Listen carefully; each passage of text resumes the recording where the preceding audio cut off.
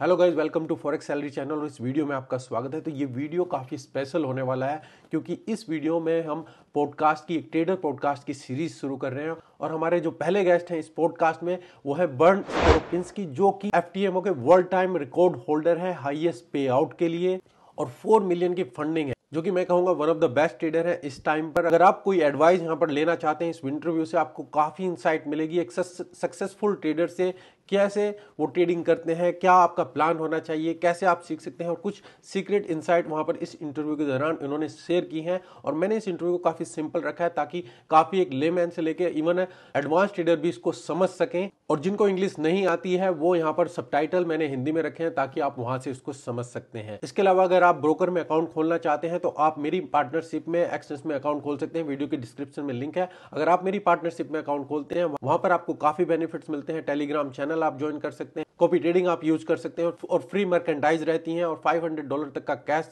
Deposit और withdrawal में आपको कोई इशू हो आप मुझे कॉन्टैक्ट कर सकते हैं। मेरी ईमेल forexsalary.india@gmail.com। और अगर आप पहली बार हैं इस चैनल पर तो प्लीज सब्सक्राइब द चैनल। और चलिए चलते हैं वीडियो में।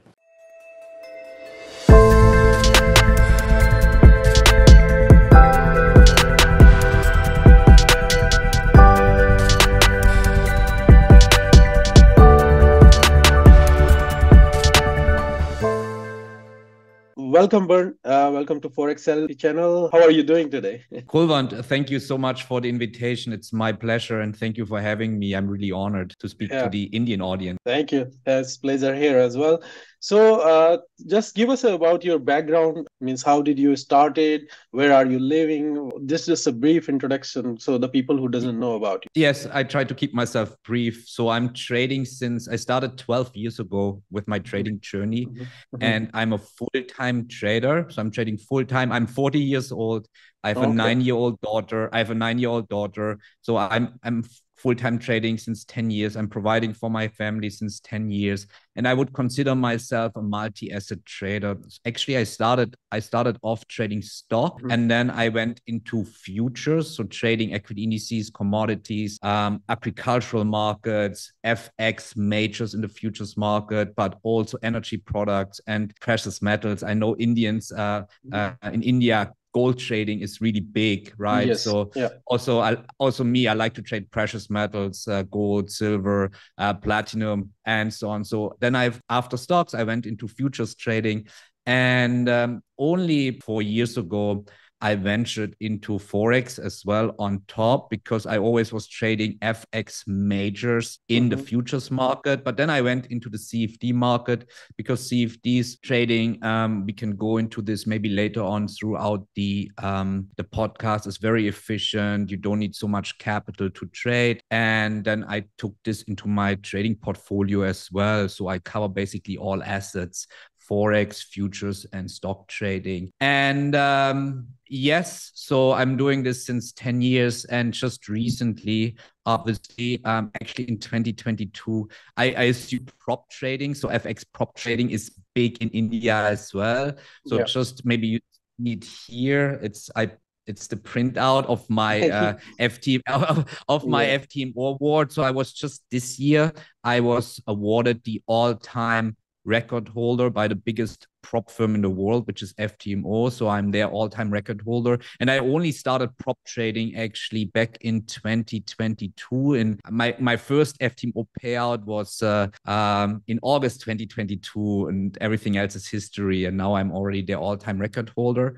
In total, I manage $4 million in prop firm funds. 2 million is A book, which means real funds, investor funds, and another 2 million is B book, which is basically, I don't know, you also said before the recording started, your audience is rather new. Maybe this is something we can also cover, right? Prop trading is usually B book, meaning you trade MO funds, right? Virtual funds. But this is a different topic. So that's why for all the intermediate advanced traders, so I would say 2 million in A book and 2 million in B book. That's what I'm managing. So total $4 million. So that's my background in a nutshell. So just to keep it short and brief. Okay, but basically you are based in Dubai now. Are you from Dubai, or you are? Yes. I didn't mention that. So yeah, originally I'm from Germany, but I live in Dubai actually since already 2009. So actually just quite a nice anecdote. Just recently, somebody asked me, "How long are you living in Dubai already?" And I usually say I say 13 years. And then he was, "Yeah, when did you move to Dubai?" "Yeah, 2009." And he was actually correcting me, "But this is already 15 years." And I'm like, "Oh yeah, you're right. Time is flying." So yeah, since Stop 2009, if it's counting. like 13, 14, 15, I stopped counting. But Dubai became. But Dubai basically became my home. So I haven't been back in Germany since 2019. So now 5 years. So yeah, Okay. but Dubai is my home. And yeah, I live in Dubai. But Dubai, just off topic, Dubai is okay now because I heard it's in the news, the rain and everything is going very heavy there. Oh my God. I'm not sure if you're following, if you follow me on Instagram, I posted that on my stories. We Uh-huh. had bad flooding. This was the worst Yes. rain. It was a Yeah. natural catastrophe. Like it was really a natural disaster. The biggest rainfall since 75 years. I mean, the Oh streets were flooded. One of my our God. cars is still somewhere flooded on this, like on the street. We cannot, it's still since 2 days, we cannot find our second car. It's really Oh. horrible. Yeah, it's really bad. Like, and my office was actually a little bit flooded as well. But Oh, wow. thankfully, you see all the equipment. I just cleaned my office today, basically. This morning, I Oh. started to clean my office. But thankfully, everything is working. And because you see everything is elevated right on the Uh-huh. desk, so the water didn't hurt the equipment. Thanks God, everything is working. I was most worried about my office, to be honest. Who cares about the car? My office, that's my baby, that's my Yeah. trading office. Yeah. That's my holy grail, that's my baby. Yeah. But thankfully everything is working. No, but right now it's a mess. It feels almost like it feels almost like COVID, because we are locked up. We cannot go out because still the streets are, yeah, it's horrible right now. Yeah, but it's really bad. So it's really sounds really bad. Means like 75 Yeah. years, so it's must be terrible. Yeah. Okay. It's horrible. Yeah. Good that at least you have everything saved, nothing, no personal damage or something. Yeah. No, Now you can nothing. buy many anyway. The main thing is the office. Yeah. That's the main thing. That's like my Yeah. holy grail. Yeah. Great. Okay. So good. You said like 4 years you are in Forex, but you are trading from long time. It doesn't look like 40. You No. still look very young anyway. Yeah. But Thank you. just the thing, why trading? Why it happened? It's like, where did you get the trading bug? Well, the trading bug.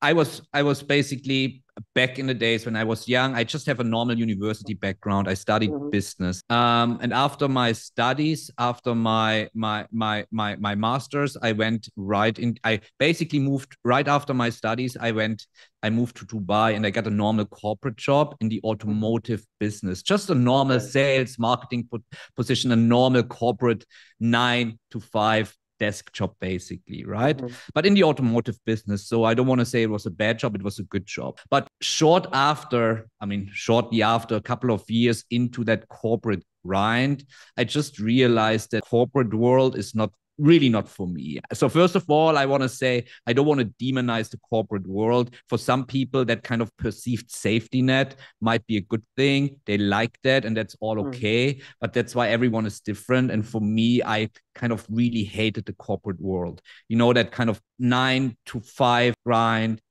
very political corporate life.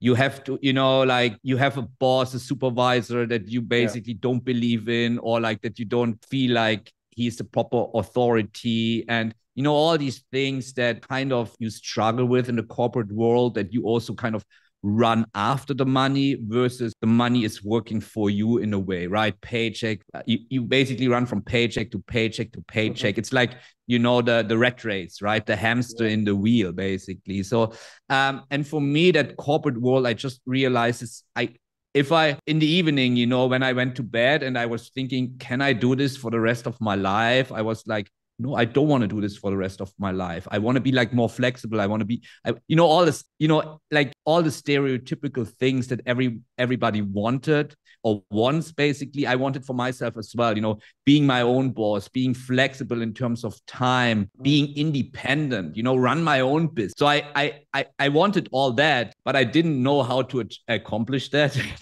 to achieve all of these things. I was like, I want that, but I don't know how I can get that. Yeah. And I came across trading back in the days. Imagine 12 years ago, the Yeah. environment was completely different. This was not like popular as it is today. And it was not like you just switch on your computer, open YouTube, and you get like, you know, bombarded with all that flashy trading stuff. And you see trading advertising left, right, and center. Back in the days, more than 12 years ago, the environment was completely different, right?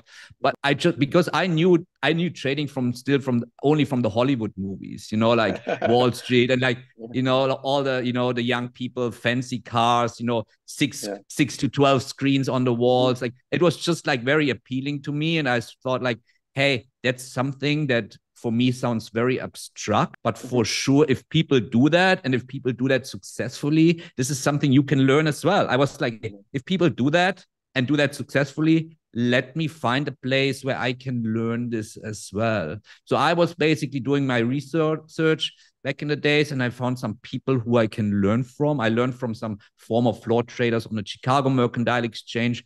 And so I had two mentors that were like from the Chicago, former floor traders on the Chicago Mercantile Exchange, the biggest futures exchange in the world. And I had one mentor from New York Stock Exchange. So the old people who were like former floor traders, basically, right? The old school traders, the real old school traders. And I learned then from them.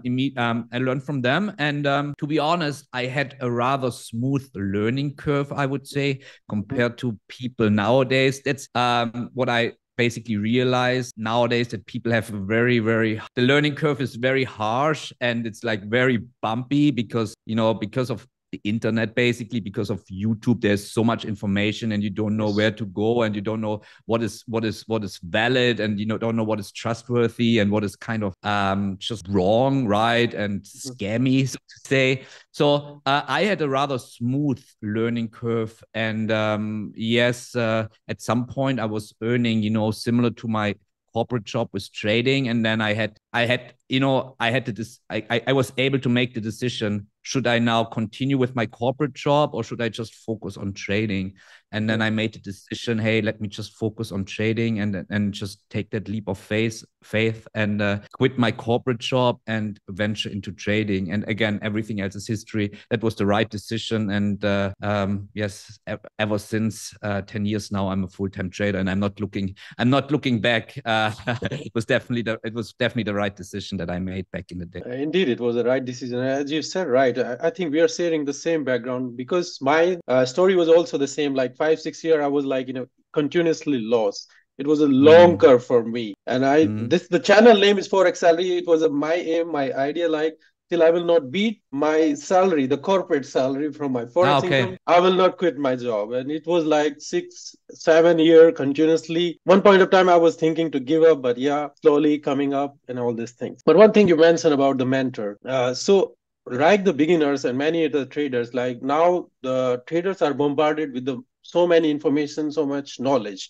Do you think the trader should have a mentor, the clear path, or they should learn from the free sources, YouTube or something? Can they become a successful, or mentor is very necessary? Yes. So I always make the same analogy. So trading is like, trading in general, right? It's like any other profession in the world. So trading is like becoming an engineer.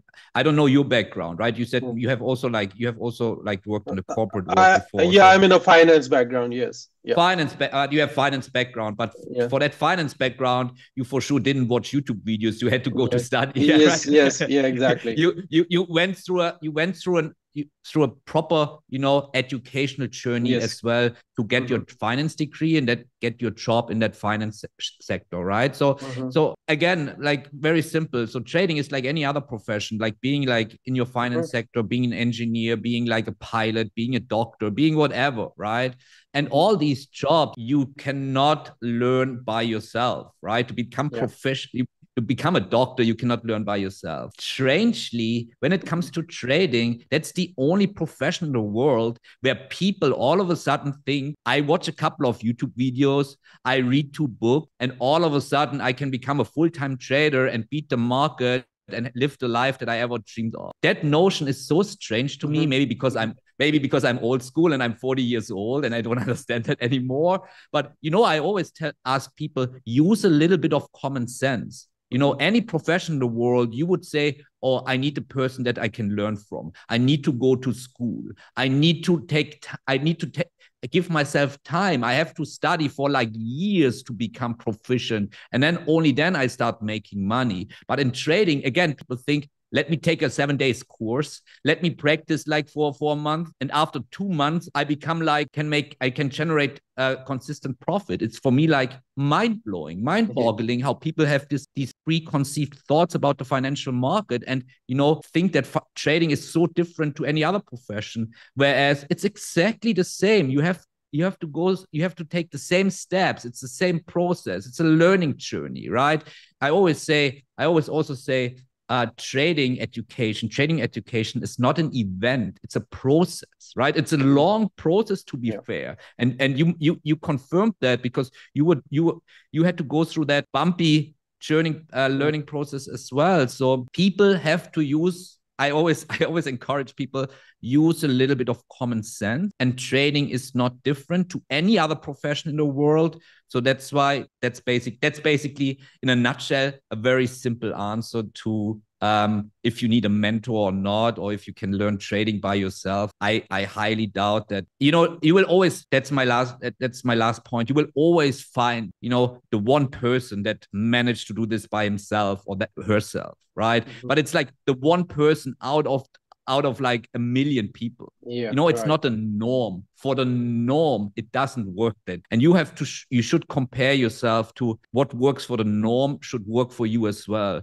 And you should never compare yourself to the 1 in a million. So just to make this clear, right? So yes, that's my answer. My answer to your question. I think I hope people understand it. Yeah, exactly. You're right. Because even getting an engineer or becoming a doctor is like a 4 or 5 years, you truly said. And Yeah.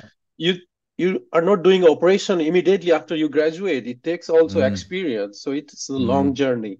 So you It's don't a go long to a journey. doctor who just fast and do my surgery or something. You will not go to that doctor for sure. Yeah, that's another funny analogy. Like if you went to a doctor tomorrow and he told you, well, I learned from YouTube. Well, I learned from YouTube, right? Let me operate on your brain, right? I will become your brain surgeon. What would you do? You would Yeah, run of out of course. the next door, right? Yeah, of course.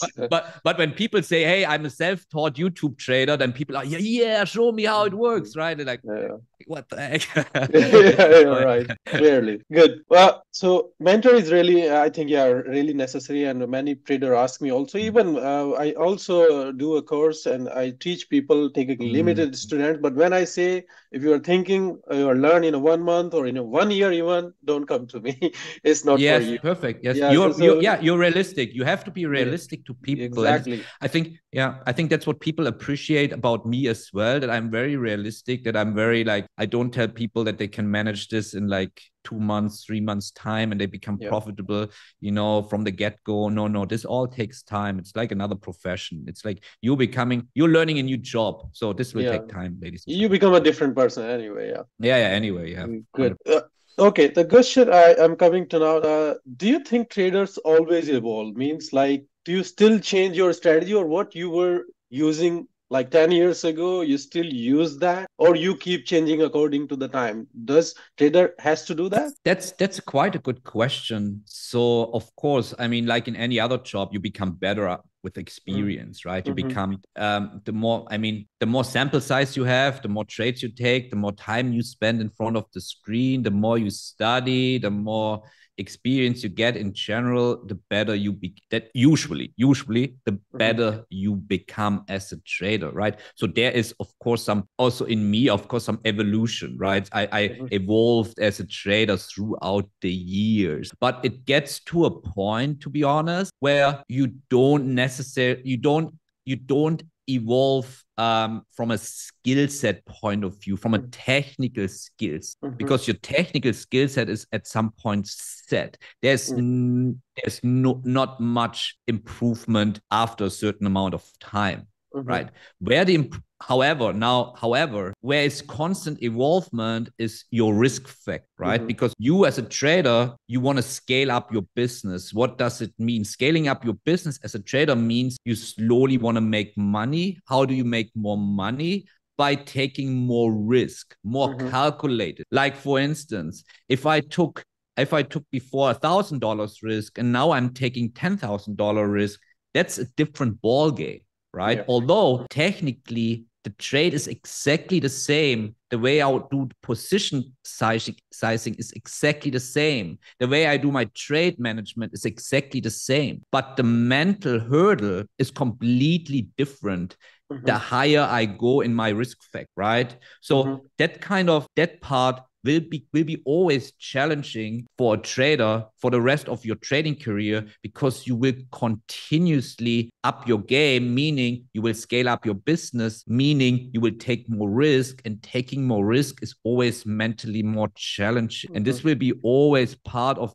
because we are humans, we are emotional beings, we have emotions. Unfortunately, we cannot switch them off completely, although we try to be very mechanical, very robotic, and very objective in our trading approach. And we have to become very mechanical in our trading approach to be objective, and then to become consistent in our approach. But the risk factor is always something that we have to incorporate, because, as I said, taking a trade with $1,000 of risk or with $10,000 of risk, or depending on where you're coming from, when you come from $100 of risk, now taking all of a sudden $1,000 of risk, mentally this will be more challenging. And this will be after you have evolved completely in terms of skill set. The part with risking more money continuously, this will be always challenging. I hope this makes sense also. I mean, most probably everybody experiences. Yeah, you're correct anyway. So it's just like a racer who knows which curve he has to accelerate more, where he has to go safe. But you said you're risking more. So do you categorize your trade according to a risk? Means like, this is the A plus, this is the A category, this is a B category, and I will risk more here, I will risk less here. Is it something kind of a thing you wanted to say? No, not at all. For me, it's more like milestone planning. What I do basically, if I quickly explain it as well, and I made some YouTube videos about this as well, where I say, okay, I have a risk management and money management video just published recently, where I say what I do basically, and I'm a big fan of fixed dollar risk trade when it comes fixed dollar risk. So I basically define a fixed dollar risk that I take. So let's assume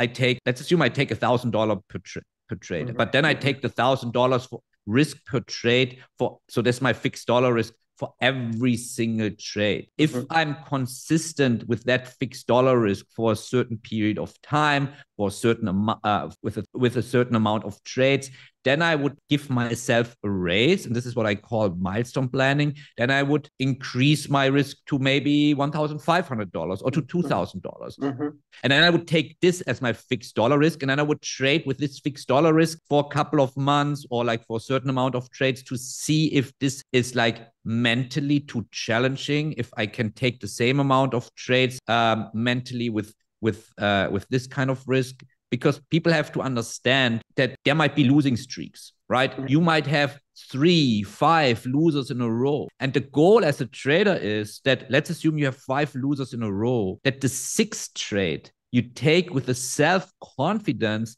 that you took the first. The problem usually that people have, let's face it, if they have a losing streak, that with the 6th trade, they are not confident at all anymore. They either take less risk, or they are like anxious to take the trade, or frightened to lose another one, and not confident at all, because they lost already, quote unquote, a lot of money. So when it comes to the fixed dollar risk amount, I always tell people, you have to be comfortable losing 10 times in a row, and the 11th trade, you should still feel confident taking with the same risk amount, with being confident taking that trade. Because usually people over leveraging themselves, taking too much risk. You know how it goes, right? And moving stop losses, etc. All these factors are coming into play, that people then, are not confident anymore in taking trades after losing streaks. So that's why that fixed dollar risk approach comes very handy, because you really see, like, in terms of dollar amount, where you start struggling if you have a losing streak, or if price even goes into profit and you see like you're getting shaky and you feel like, or I need to get out because I made X amount of dollars. So that's why I think that approach is really handy for traders, and I'm still using that approach. So and then I call it milestone planning. And whenever I hit a milestone, I increase my fixed dollar risk amount.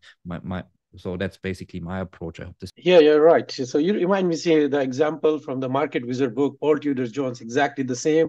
He took a trade, it lost. He took a trade, another, same setup, another loss. 3-4 times is a loss, but last time it covers all the loss. Exactly, So, yeah. Yeah. So there are many questions. Means traders comes to me like, okay, we want to have a strategy, 80%, 90% success rate, this thing. I ask like, it will be good. They will listen from you. So as you already mentioned that losing trades. So do successful traders have a losing trades? They think that they only have a, I mean, it's like winning trades. They don't have a losing trade, and they thought like 90-80%. So it will be good from your words to hear it. Yeah. So so when people see that, I can encourage people to watch a YouTube video that I made. The title is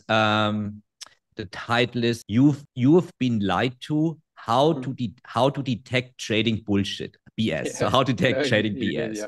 And this is basically when people say basically the whole topic is in this video is about 2 key performance indicators, about 2 KPIs, right? Yes. The 2 KPIs for trader are risk to reward ratio and your win-loss ratio in conjunction with your win-loss. And I showcase, basically, I make a case study, which one is more important. Because again, I hear people always talk about win rate, 80%, 90%, long-term win rate. With this strategy, I have 90% win rate. And with this, you get that point, right? That's what you read over and over and see on YouTube. So what is really important for people to understand in a nutshell, that win rate doesn't determine whether you're a profitable trader or not. What determines whether you're a profitable trader or not is your average risk to reward ratio. Because as you also said, if you, for instance, again, if you go by this fixed dollar risk approach and you take always $100 of risk, and now you lose 3 times in a row, you lost $300, right? But the 4th trade, you got a 1-to-4 risk to reward ratio, so you make $400. So you lost 3 trades, you won 1 trade, but you are up $100. So you are a profitable trader, but your win rate is basically 25%, right? So bottom line, just in a nutshell, right? This case study is basically what in the YouTube video, the case study that exactly what we just discussed, basically, but way more in depth, is showcasing that you can be a very pro trader by having only 30% or 40% win rate, and you can make, sorry for my language, a shitload of money if your risk to reward ratio is adequate, right? And you can be a negative trader, you can be a losing trader, even if you have a 90% quote unquote a 90% win rate, because if you don't go by proper money and risk management, the one trade, if you don't have a stop loss, for instance, can wipe out your entire account, right? And I think people have experienced that as well, a lot of people. So again, for everybody who is new to trading, you have 2 KPIs: risk to reward ratio, win-loss ratio. Risk to reward ratio weights much more, right? Weights much more than win-loss ratio. But in conjunction, both are very powerful. So my students, I give them 2 KPIs to basically meet on long term, which is a 1-to-2 risk to reward ratio on average, in conjunction with a 40% win rate. If you meet these 2 criteria, then you're profitable by default. You're profitable by default, right? If you meet these 2 criteria, which are not rocket science, 40% win rate, 1-to-2 risk to reward ratio, it's manageable. It's not rocket science. If you meet these 2 criteria, you are profitable by default. And there's no argument about that. This is so objective, and we cannot argue this back and forth. This is like, these are facts. These are facts, ladies and gents. So exactly. Yeah, exactly. I also say the same to my students as well. If you can't accept the loss in this industry, it's not for you. You need to accept losses here. And you need to Yeah. learn how to lose well. That's the proper job you have to do. Profit will come automatically anyway. Yes. And So it's anyway, very important. Yes. One more thing, maybe. Yes. Because mhm, why? And you said it right. I like what you said, that you said you have to accept losses. Because mhm, again, ladies and gentlemen, as a trader, we are entrepreneur. And yeah, by being an entrepreneur, we are running a business. We are running our own trading business. Either it's a small business, or if you're more experienced, you're running a big business. But ultimately, you're running a business. And every single business in this world has a P&L, profit and loss, true. right? So has Mhm, expenses. So any business has expenses, basic. A physical business has like a lot of expense, yeah, overhead costs, utility costs, like taxes, whatever, right? But yes, yeah. as a trader, we don't have expense. But Mhm, our only expense as a trader are our loss. So I yeah. want always to get people into that mindset of, hey, you're running your own business. And as a trader, your only expense are your losses. And every business in this world has expenses. So accept your losses as an expense. At the end of the day, at the end of the month, you look at your P&L. If your profits are higher than your expenses, you're running a profitable business. Profitable business. That's how it is. That's the analogy. And people usually understand that analogy. Yeah, correct. Yeah, that's the cost of the business. You have to do it. Yeah. Anyway, good. You said it about, okay. So losing trades comes anyway to any trader, even Mm. to you, it comes. But Yes. how to keep your mind stable and stick to your strategy? Because if 4 or 5 trades losing trades came, Mm. it's very difficult for a trader, even for new Mm. traders, to stick to your trading strategy. So what is Mm. the criteria they should follow? And means if you can give some examples, how you stay calm in that situation. Yeah. Well, to be honest, so for me, that's quite a difficult question, because Mhm. as a beginner, it's just inevitable that you have these Mhm. losing streaks, like 5 losers, 6 losers, seven losers, maybe in a row. It might happen as a beginner, right? I mean, Yeah. that's the cost of doing business. And ladies and gentlemen, as a beginner, you're gonna lose money. That's the cost of learning. That's the cost Yes. of learning. That's the cost of learning, right? Everyone Mhm. goes through that phase. That's yeah, inevitable. That's inevitable. But I think so for me, basically, and I'm not like, I would not consider, I said in the very beginning during the Mhm. introduction, I consider myself a multi-asset trader, but also I trade higher time frames. So Mhm.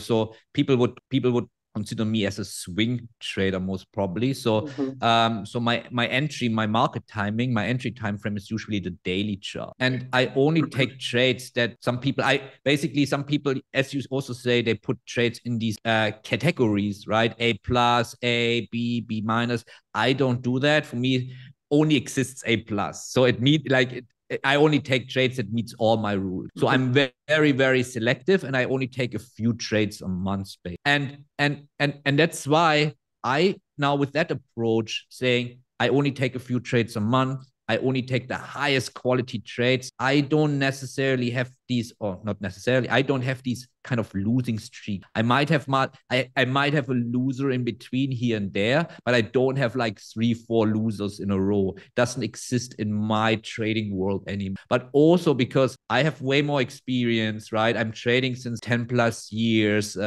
sitting in front of the screens like basically every day. And yeah, so I don't want people to compare themselves. I'm not benchmark. I don't want to see people see as benchmark and now say I have to be like Bernd, or like Bernd said, so I need to be like as accomplished this as well. So I'm like on a different level of. But to get back to your point, what I would tell people is that they should. So this happens in the very beginning, especially if you trade lower time frames.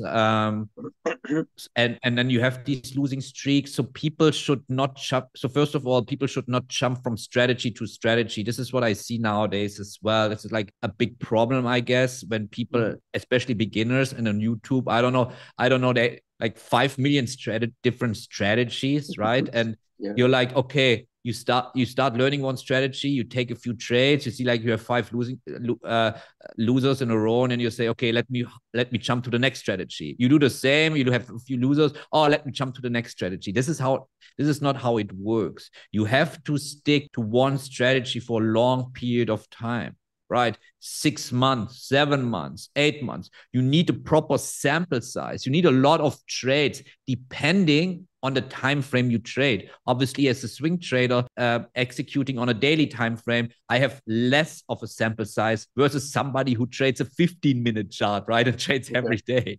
Just to compare, sample sizes is always based on time frame you execute. But having said that, is you need to have a proper sample size over a long period of time, and then you can only judge and evaluate. You cannot evaluate based on 10 trades or based on 20 trades, and especially not as a beginner, because, and again, this is my last point that I can mention here. The problem is, in the very beginning, you don't know whether it's you execute the strategy wrong or if it's the strategy that is not right. Because in the very beginning, now look, I could teach now a new trader my strategy, and of course this person will lose, but not because my strategy doesn't work, because this person is not yet proficient enough to execute that strategy properly, right? It's like, if I start now flying this airplane, and it's not like the air, or if I drive now, if I fly now this airplane and I crash this airplane, it's not the airplane's fault. It's me as a pilot, because I'm not an experienced pilot, right? It's so another analogy that maybe people can then relate to.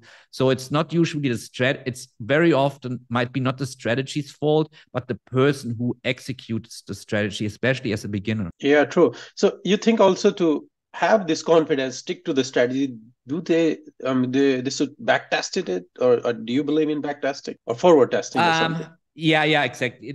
That's a good point. I'm not a big fan of, I mean, I do backtesting myself, but my backtesting is very kind of pragmatic. I draw lines in the I just draw lines in the past and see how price behave based on what I do, but based on my tools. But I believe more in forward testing, because again, backtesting is very, it's unemotional and doesn't take into account how you execute in a real life market environment. So I believe more in you just trade, whether it's then in the beginning demo or with a very small trading account, or whether it's like a prop trading challenge, right?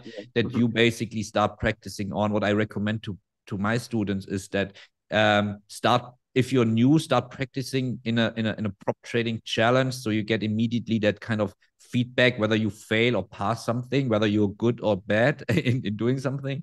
You get this immediate feedback. Buying a very small challenge and practice there, but this is where people get feedback. So I think that's true, truly right. I also say to my student as well, you finish the course. It doesn't mean now you have to take at least 200 trades or 6 to 7 months. What is earlier anyway? You will do mistakes, you will do everything, but better do it in these trades. Before that, don't go and put your big money there, otherwise you're going to lose. So right, cool one. Like one thing is we tell the people that, but then what people do is usually that's when it comes to trading, also what I realized, that you can give people all the guidance in the world, but at the end of the day, they have to press the button themselves. You're not pressing the button for themselves, and people usually only learn by in trading. People learn when it hurts. When does it hurt? When does it hurt? When you lose a lot of money, right? So that's how it works, and that's how usually it works for 90% of all the people. They only learn when they really feel it, and they feel it when they lose money. So that's how it is. Yeah, it's just a really good and true point. Yeah, when your hand is cut, then you feel the pain. Otherwise, you're right. You mentioned you trade based on daily time frame. So it's like a swing trading, you said it. So you must be having a lot of time. So what is your daily routine? Means how you manage? You're not sitting in front of computer then. So I consider I call my strategy also set and forget and get alive, because for me, and this was really important for me already in the beginning, because I come from a corporate world where I had this 9-to-5 job, where I never wanted to replace one 9-to-5 job with another. So don't get me wrong, I'm super passionate. I'm super passionate about trading. I even check my charts on the weekend, because I feel like I can't live without my charts. This is like an an addiction to me. Like it's like my passion, it's my world, it's who I am, right? I'm a trader. Like by trade, that's my passion. I define myself by being a trader also. Like it's really my passion. But I still want to be like, I don't want to be forced, to be in front of the screen. I don't want to be a slave of at my on I don't want to be a slave of my desk and like, oh, hey, it's US market opening, 5:30 Dubai time. I have to be at home. I cannot be out with my friends or with my family having dinner. I cannot be like out because I have to sit in front of the screen because I have to trade this session or that session or,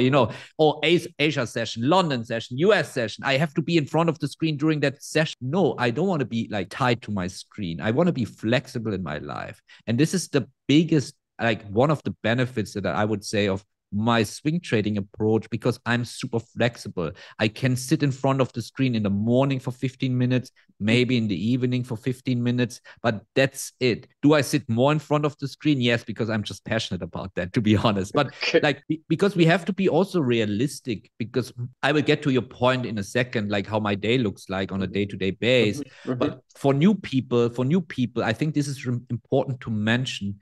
You have to, so if you're new to trading, you have to ask yourself, like, the first question you should ask yourself is, how does my daily life look like in terms of, if you have a job, if you have family, if you have kids, if you have social obligations, whatever, if you even go to the gym, whatever you do, can you fit trading into that kind of lifestyle, right? Can you fit trading into that lifestyle? And for most people, they cannot fit this kind of, I would call it, quote unquote, scalping or day trading, however you want to call it, and whatever you approach, into their lifestyle, because they have other obligations, right? So, and people have to understand that they should not do what's kind of bent in terms of what's super fancy on social media. They should do what fits to their lifestyle. And to most people, let's face it, they have obligations. So for them, what fits to their lifestyle is more like higher time frame execution. And then, by the way, I also learned like lower time frame execution, like coming from day trading and so on and so forth. And when people have a lot of time, younger generation students, people who go to, young kids who go to school and they have all the time in the world, then yes, go crazy, sit in front of your screen, practice. You get immediate feedback from the charts. That perfect. But if you're like an adult grown up and you have really obligations, family, kids, whatsoever, then this might not be the right approach. Although this sounds super fancy, but it might not be the right approach for you, because it's hard to fit this in, to squeeze this into your lifestyle as well. So that's why for me, long term, because I have family, I run a licensed investment consultancy in Dubai that we use basically to offer trading education as well. So I'm very tied with that licensed investment consultancy as well. We have nowadays 20 employees. We have seven trading mentors who are teaching students. So we are growing really rather fast there as well. And and I want to do, like, as for me personally, what always is really important is kind of my lifestyle, that I can do stuff for myself. I train on a daily basis. So this is how my day looks like. In the morning, I train like 1.5 to 2 hours in the gym. I get personal training, and then I go home. I try to be at home when my daughter comes from school, so I want to spend time with my daughter as well. And for me, this is kind of really important, that I have kind of a balanced lifestyle. I like, I want to have like this. I know it sounds kind of also cliche and very stereotypical when I say I want to have this work-life balance. Like, what does it's very cliche, but for me, it just means basically work-life balance. For me, it just means that I can do on a daily basis something for myself, what I'm also passionate about, which is like sports, training, spending time with my daughter, not being stressed out, running from place A to place B. This is for me work-life balance, and this is what I need for my life and what I want for my life. And this is what basically then, this is why I use also this trading approach. And this is how my day looks like. So basically very early in the morning, I check my charts. Then I slowly, do some stuff for our company, for our academy. And at 10, I go to the gym. I'll be back at 12. latest later than 12. I make myself lunch. I cook for myself healthy food. Oh, So this that's is all the great. stuff that I like. What I like. So yeah. So what I like, like all that trying to be very healthy lifestyle. I cook for myself, good food. And then I work again a little bit. I like to spend outside. Dubai, the weather is nice. Yes. 300 a whole year around. Yes. Just not now. It was that's a different story. We discussed this in the very beginning, but yeah, I like to spend time outside, but also then be at home when my daughter comes, to spend time with my daughter, do homework with my daughter. Just like do things that you have to do, like you have to you have your family obligations. And then in the evening, I like when the US market opens, I just like to sit in front of the charts as well, just to see what's happening and just to do things. So that's my life basically. It's very it's nothing like I would say extraordinary. I like to have a routine. I need to have a routine. My every day looks basically the same. That's how I work. That's how I function. I think every trader needs to have a proper routine, and so it's very kind of boring. But I like that boring lifestyle, to be honest. Exactly, that's the thing I wanted to mention, that they're boring. Because sometimes traders come like for our daily time, it's boring. I said to them, like, if you are looking for excitement, go somewhere else. Trading has to be absolutely. Yeah. If it's boring, that's the good. You're following the process. Following trading is, once you're skilled, trading is the most boring thing in the world, right? It's actually trading shouldn't excite you. It should not excite you, because once you're excited, you are too emotional, right? You are like, you have these dopamine rushes when you're like running after profits, or like you need to feel that kind of rush in your veins, that you have to be in trades. Sometimes actually, what I also tell my students is learning not to trade is equally important than learning how to trade, because I know it for myself. I kind of hated not to be in a trade, but this happens as well, and you cannot force trades, and you should only take trades when your rules are met. And if there are trading days where your rules are not met, then you just, there are days where there are no trade, full stop, right? Exactly. And you have to acknowledge that fact. And that's why it's really hard also in the very beginning, because you want to be in a trade. You desperate. I still want to be in trades. So especially, and for a beginner, it must be even harder not to be in a trade, right? But this is something also, a learning curve, that people have to acknowledge, that you have to learn not to be in trades, and it's equally important. Yeah, correctly. This is equally important. Is like the speed and the break. You need to know both how to use it. If you are just speed and not meant to break, sooner or later you're gonna crash. 100%. Yeah. Yeah. So you said, losing trade and everything. So I'm just coming to the point. It's a more common question for the traders, like mistakes. So means like, being you are like an all-time record holder, do you still make mistakes, trading mistakes, or beginner think only they do, or if you are successful, you don't do a mistake? So is it a myth, or still you do some mistakes comes, or you say, why I took a trade, I should not take that trade? It happened. I would say so. I would say I don't do, me personally, I don't do technical mistakes. Right. I don't do technical mistakes. It's not like, which means, so people have to understand that, right? So meaning you follow your plan properly, but this still mean, even if you follow your plan properly, statistically, you have, even if all rules are met, if you have your A+ trade setup, you still have losing trades, because it's just like pure statistics, right? It's just because the market at the end of the day is random. So your winners and losers are distributed randomly. Right? That's why you cannot, even if you had like a winning streak, it's like it's almost like past performance is not indicative to future results, whereas the next trade has nothing to do with your previous trade, and so on, right? This is really, really, really, really important. So that's why, but that's I just want people to understand that when I say, hey, I don't make mistakes, and then this doesn't mean I don't have losers, right? Not making mistakes doesn't mean you don't have losers, right? So that's why. What I would say is that is still something that, that is, because I don't want to say what I'm struggling with, or like in general, what I'm like, in general, what I would say is always a problem per se is the one that is like trade management, because trade management is not black and white, because it's always that feeling of, I got out of the market too early, or you got out of the market too late. It's like always this should have, could have, would have scenario. Yes, And this is something that, still what I would say, constantly trying to improve as well. And where, of course, there's no perfectionism in trading. So if you, again, look for something that you need to be perfect on, this is something that I struggled a lot in my personal trading, because I'm, in general, whatever I do, I want to be like perfect. I'm a perfectionist, right? So in my sports, in my diet, in my day-to-day like routine, I want to do everything perfect. And also trading, right? But as we know, trading, it's far from being perfect, and which is also a good thing, yes. because with 40% win rate, we can be profitable, meaning we are perfect. Being profitable means in trading being perfect, not being 100%. Right. So again, this is something that people have to understand. So something also that I had to learn, and still like sometimes I like, struggling with, where I'm like, but being profitable means in trading being perfect, and that's all you need to be.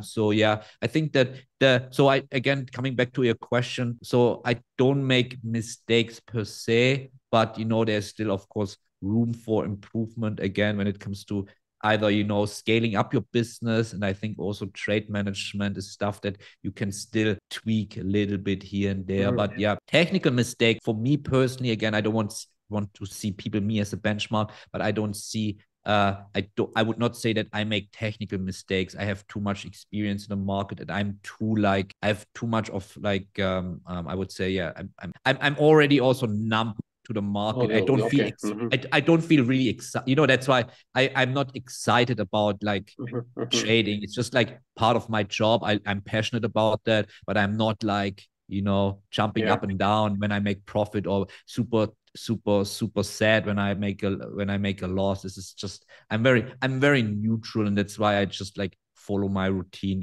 just very strictly. Yeah, it's just the numbness. It's like a monk story, rather than a happy, or both thing cannot make you excited. It's just like a numbness.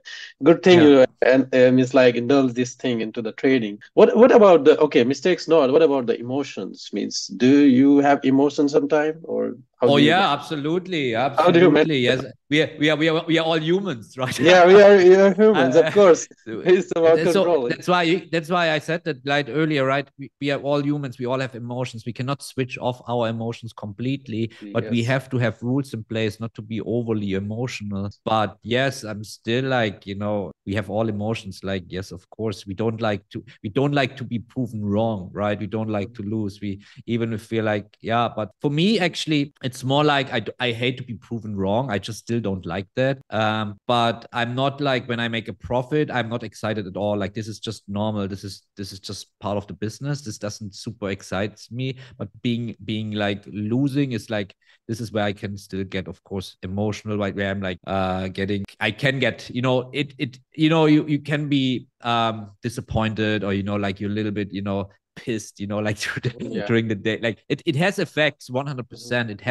It has effects on your mentality 100%, right? So I don't want to disregard that. This is absolutely, it's an absolutely valid point, that this you have to take this into account, that you're not the happiest. If you lose money, you lose money regardless how much it is. You're not jumping around being happy, right? It's like, it's taking a toll, but it's just like trading, and you have to always like then just relax, sometimes switch off, go out, do something, whatever relaxes you. The worst thing that people do is like kind of revenge trading, right? When they lose money, and then doing like this over trading, trying to get it back immediately. So then you get into this loophole, into this very, very dark, you dig yourself your own grave, basically. But this happens as well, especially in the very beginning. But yeah, so yes, I have emotions at the end of the day, like every other person as well, but I limit myself. I can limit myself very, very, very, very well. Good to know that. Yeah, rules. If you make rules will make you, like we say it in some cliche. So what are the key elements to become a successful trader from your point of sight? If somebody wants to be a successful trader, what the key element they should have? The key elements, you mean like now as a person, or like so I'm a newbie, and I have interest in trading. I want to become a trader. So where should I focus? Means like this is, for example, I say to them like you need to three things we need to focus.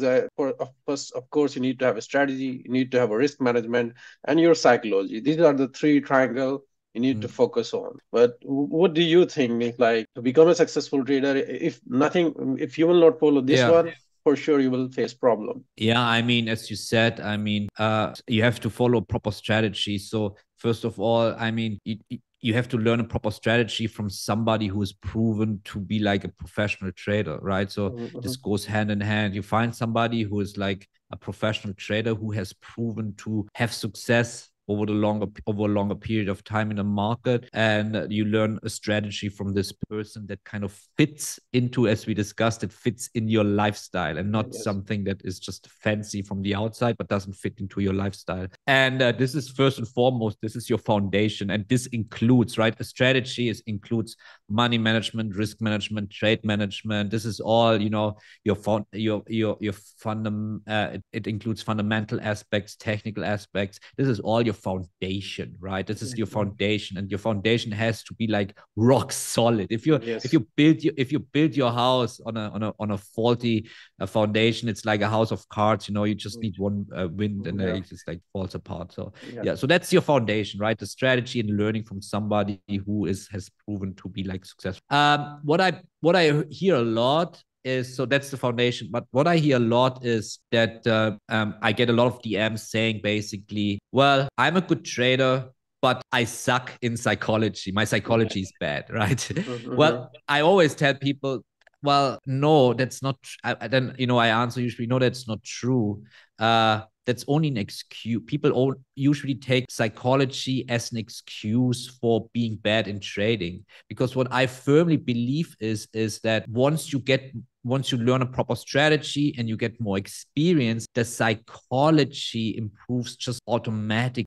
Of course, you have bad psychology if you don't know how to trade, because you don't know, you know, where to place your stop loss. Maybe you don't even have a stop loss. You don't know where to place your entry, where to place your target. You randomly just execute. It's basically you're just going to the casino and closing your eyes and betting on black or white or black or red, right? And then of course you're getting nervous, and then you will you will have bad psychology, right? But if you learn it from the start properly, and if you follow a proper plan and very mechanically and very, you know, systematically, and start to be very objective, your psychology will improve just automatically as well.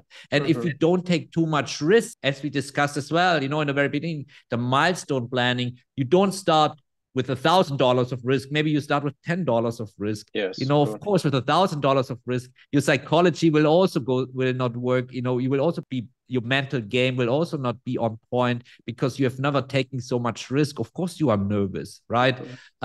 So that's why I firmly believe that psychology is overrated in a way that when you become good in trading with your foundation, your psychology slowly with experience will improve well. It's never the other way around. It's never the other way around. It's never the other way around. Yeah, it's like if you become a valuable person, money automatically will come. It's about the value you bringing to the table. Yeah. Yes, 100%. True. So yes, so and then maybe of course there are some traits, some characteristics that you have to bring to the table as well. Like, but this is something you can slowly learn as well, right? Being a disciplined person, so when it comes to discipline, I firmly believe that if you're not disciplined within your day-to-day activities, in your day-to-day life, how can you become a disciplined trader? You get my point? Like, true. If you don't know it, like if you don't know how to make your own bed, and you're not disciplined or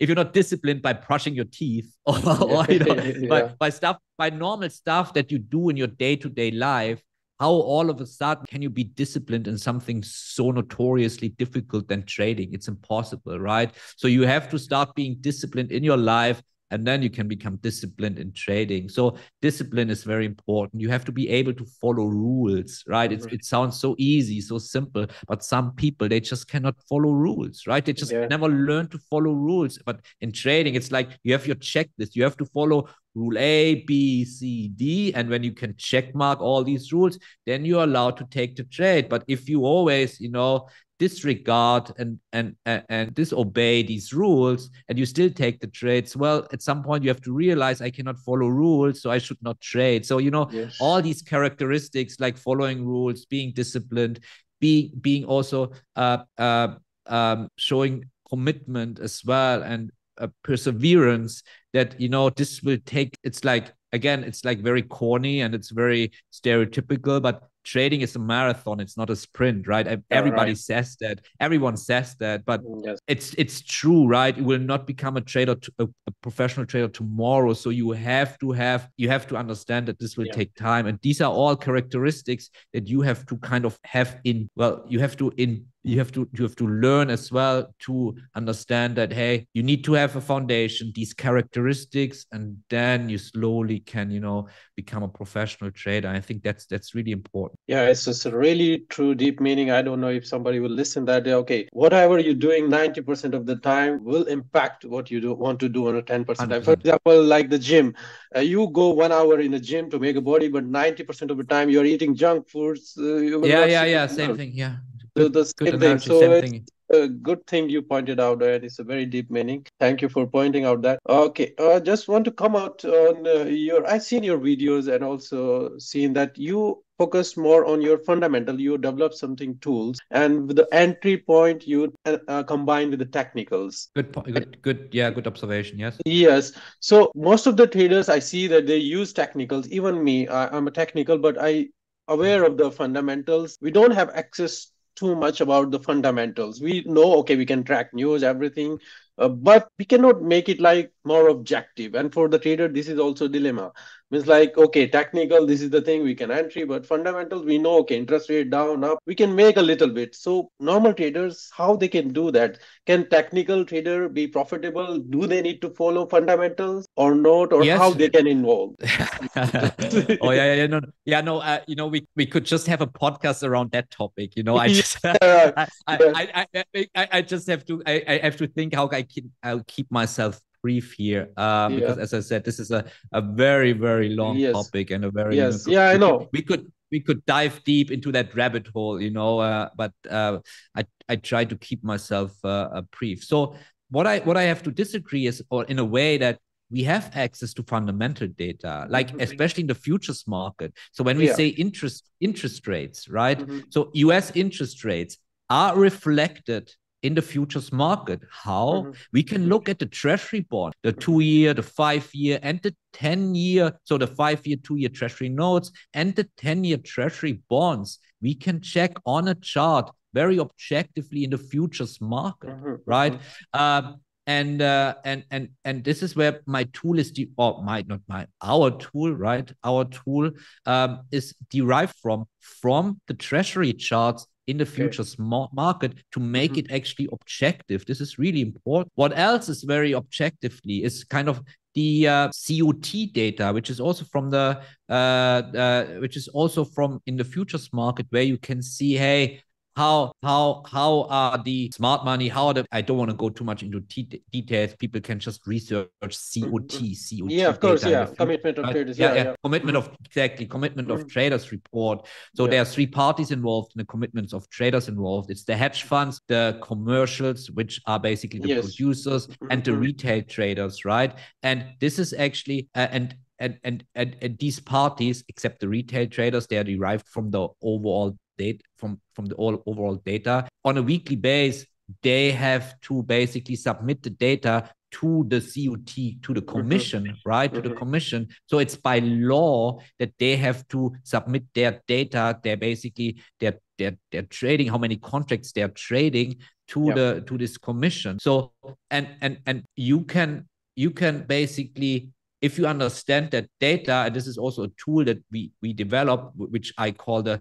Smart Money Index, is basically see their behavior in the market, their long-term behavior in the market. And this is also in a way fundamental data, because these are facts. This is not like a sentiment or biased. This is like really how they are, the smart money, how the big players, the banks, institutions, these big producers, how they are positioned in the market. This is like hard fact data, right? So this you can also use as a fundamental data, basically, to incorporate in your analysis if you know how to use it. Okay.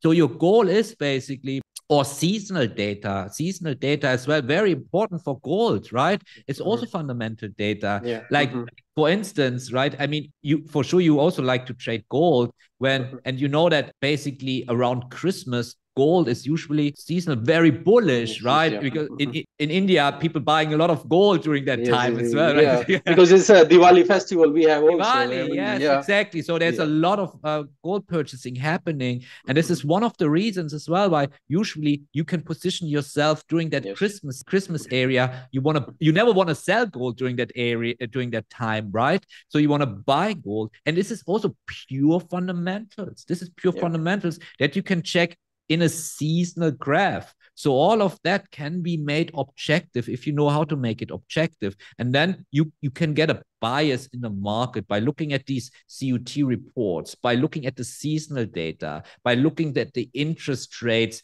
the treasury notes or the treasury bonds in the futures market. And then you get a bias in the market, if you bias bullish or bearish, like during the Christmas season, December season, you become biased in gold, you become biased in platinum, you become biased bullish in silver, and then you go to your next step, which is market timing, because you have to be accurate, right? You have to place your set, your entry, your stop loss, your target, and then you can use any kind of technicals that you want to use to time that basically perfect entry and to have a proper stop loss in place, that you still have a good risk to reward proposition, and then you time the market. But yeah, these are things that I would encourage everyone to use, what I just mentioned, right? And this is really, really helpful to get a bias in the market. Thank you for sharing it. This is a very good, like how you can make it objective and all this data you're using it. So now it will be, I think, would be good for them to also look those data. Good. Okay, we have a limit 10 minutes. I think we still have it. I don't want to take more time. Up to you. Yeah, whatever questions you have, happy to answer. I still have more.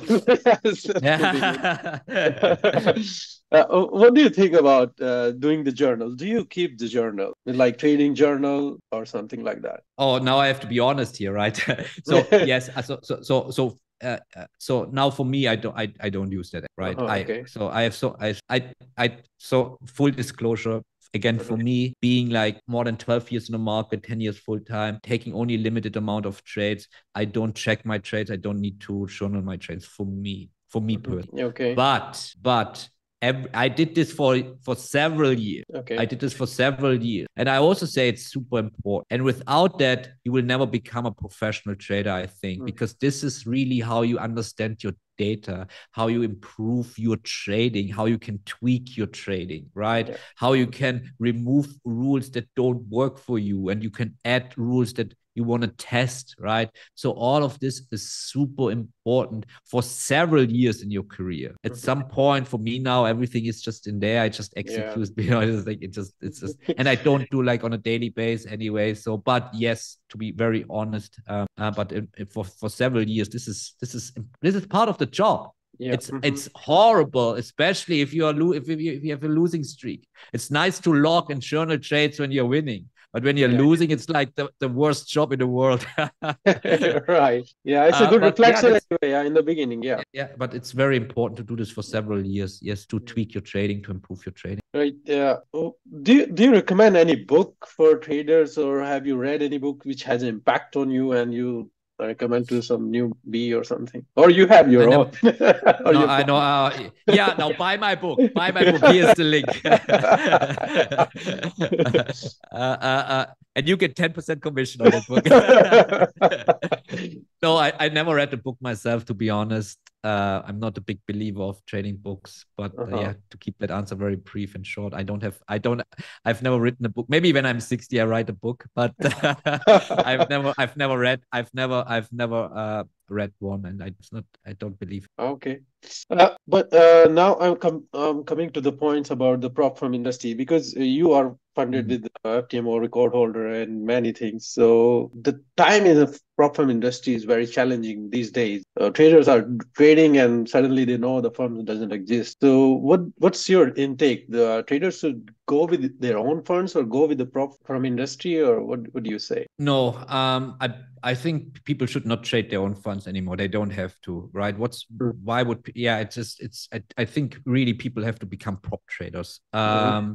And prop trading is here to stay. Yes, that industry is right now very shaky, and it feels like every other day and another prop firm is shutting down, and Mm-hmm. that's not a good